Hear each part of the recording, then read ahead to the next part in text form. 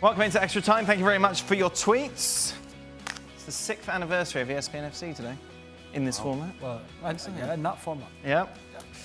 What a 6 years, eh? What about the old format? Press pass. I'm sure that goes back a long way, doesn't it? That's before my time. That's before your time. No. Yeah. Before Yeah, Shaka. You must have bits and pieces. I was there pretty early doors. Yeah.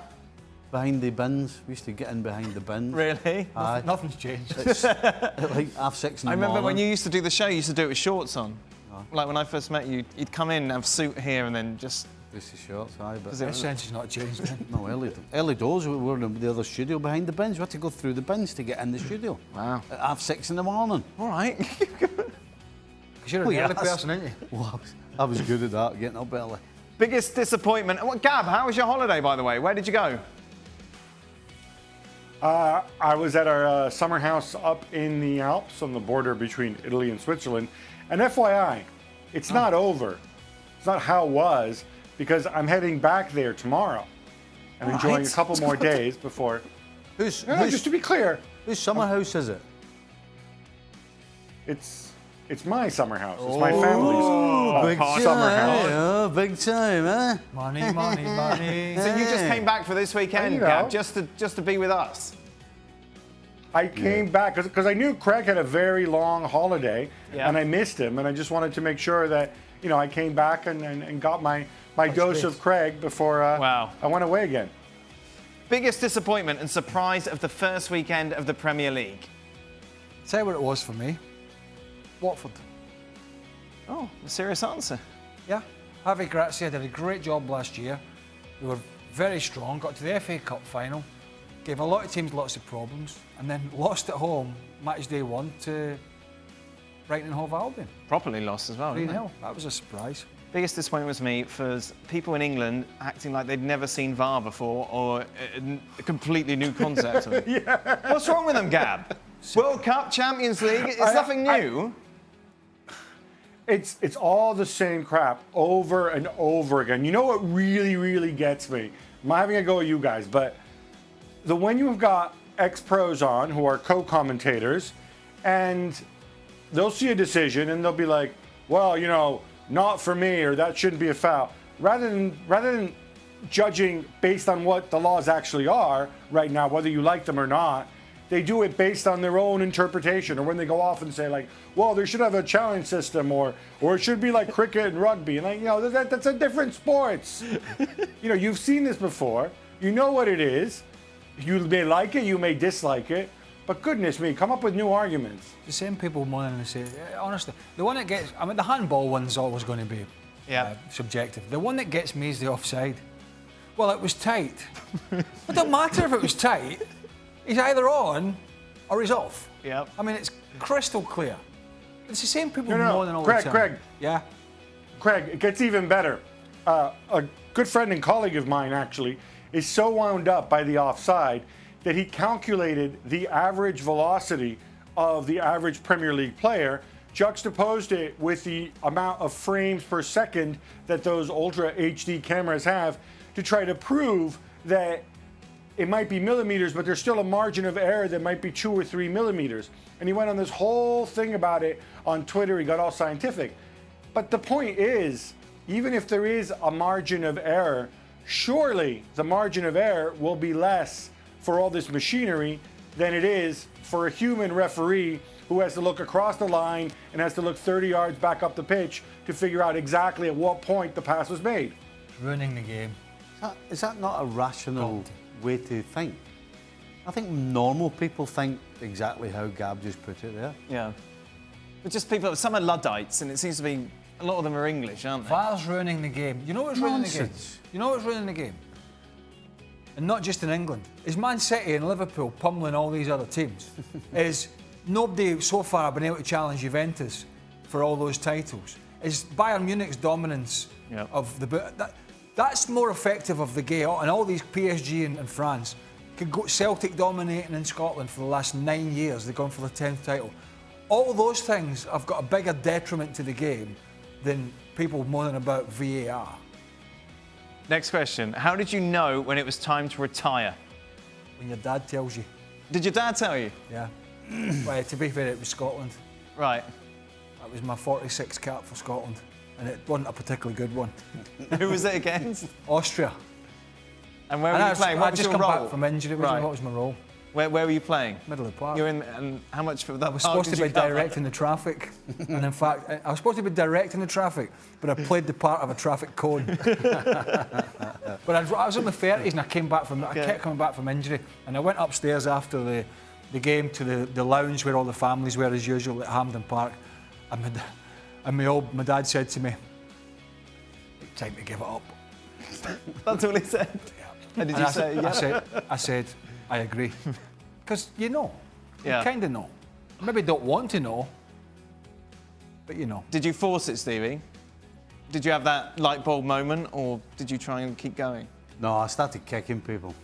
Right. It was when I came over to America, actually, because I was still playing. I was a player coach. And because I was far more experienced and savvy, then I could do it on the sly without referees knowing that I was just being cynical. And I did it one day. I just lined this guy up, and I caught him somewhere between his groin and his knee. Okay.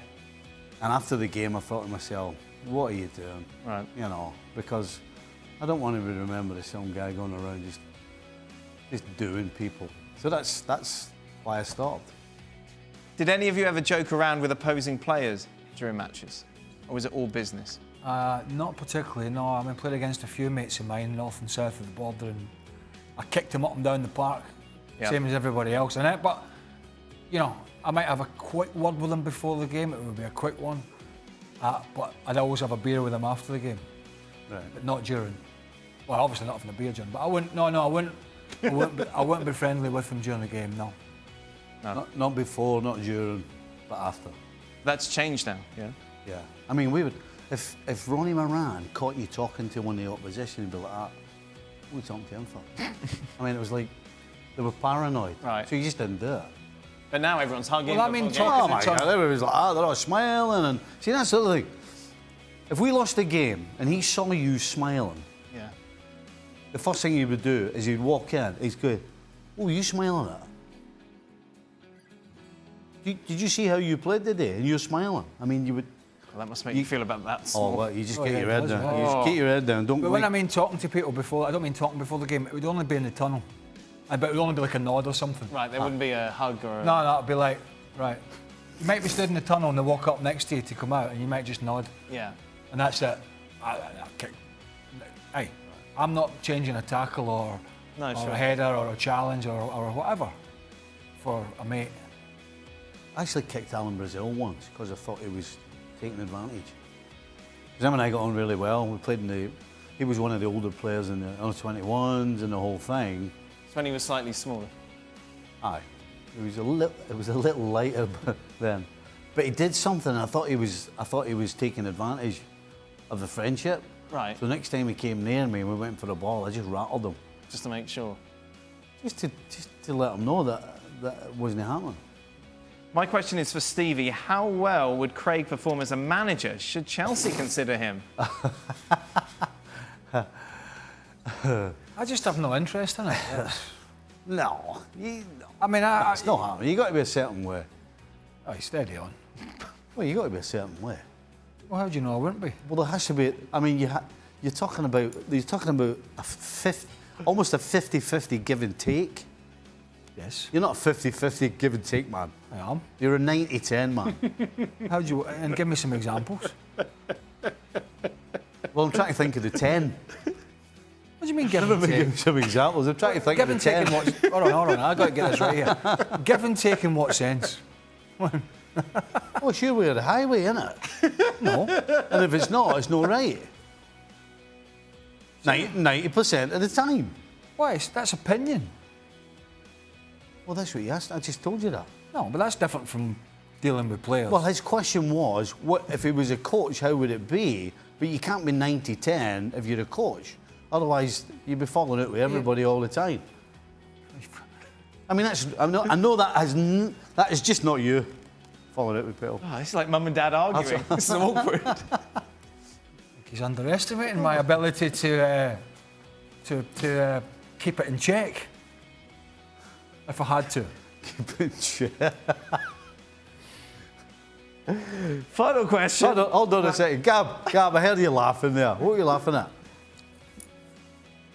I was actually thinking exactly what Dan says. It is like mom and dad arguing, and you're sitting there in the back of the car, and you're really, really uncomfortable, and you kind of have a little giggle. And then when Dan said that, I'm like, yep, that's exactly what it's like. Oh, man. Oh, boy. Gab, what would be your dream? I'll let Dan handle the transition here. Yeah, thank you. I'm just going straight to it. Worse with you. Right, what would be your dream semi-final of Champions League for this season, Gab? Dream. Oh, goodness, you're going to spring Dream, this on me. His dream is going to be like, what's that? Are you going hipster? Lech Poznan someday against. Are they still going? I don't know. Yeah, But are they actually still? I rarely get called a hipster, but I'd like to see, just in terms of storyline, I think it would be fantastic, but absolutely fantastic, if Jose Mourinho somehow, just for stories, somehow came back, maybe takes over from Valverde in mid-season, and along the way to the Champions League final, beats Chelsea and Real Madrid and Inter Milan as well, and then runs into Pep in the final. That would do it for me. We'll end on that note. Thank you very much. That's pretty good. No, all right, Gab. Isn't yeah. it? Yeah, no, it's fine. It's not bad off the top of your head, by the way. Not Jose bad. Mourinho's Barcelona, come on. Yeah. Taking on Pep Guardiola's Manchester City in the Champions League final. Istanbul. That'd be good. Istanbul next year. Right, that's it. Thank In you very Istanbul, much. yeah. Thank you very much. There's a big game this week, isn't there? Yes, it's the Super Cup, see a bit. which is in Istanbul, isn't it? I say big. I was just It's a non-event. throwing it out there.